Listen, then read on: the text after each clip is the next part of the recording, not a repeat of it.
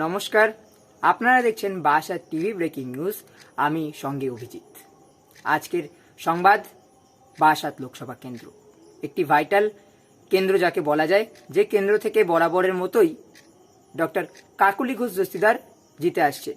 এইবার সেই কেন্দ্র থেকে ফের প্রার্থী হচ্ছেন তৃণমূলের কাকলি ঘোষ দস্তিদার। অপরদিকে বিজেপির প্রার্থী হচ্ছেন স্বপন মজুমদার মহাশয়। এখন দেখার পালা, কাকলি ঘোষ দস্তিদার কি ফের জিততে পারেন তার সেই প্রিয় কেন্দ্র, লোকসভা কেন্দ্র, বারাসাত লোকসভা কেন্দ্র থেকে, নাকি স্বপন মজুমদার প্রথমবারের মতন বারাসাত লোকসভা কেন্দ্রের থেকে জয়ী হয়ে মোদিজিকে বারাসাত লোকসভা কেন্দ্রটি উপহার দিতে পারেন, সেটা সময়ই বলে দেবে। হিসাবের দিক থেকে যদি আমরা দেখি, অন্যান্য বিধানসভায় বিজেপি এগিয়ে থাকলেও দেগঙ্গা বিধানসভা, যেটাতে তৃণমূল বরাবরের মতোই এগিয়ে থাকে, এবার সেই বিধানসভায় কি বিজেপি কিছু ভালো করতে পারে? এটা সময়ের অপেক্ষা। আজ এত পর্যন্তই, ফের দেখা হচ্ছে পরবর্তী ভিডিওতে। নমস্কার।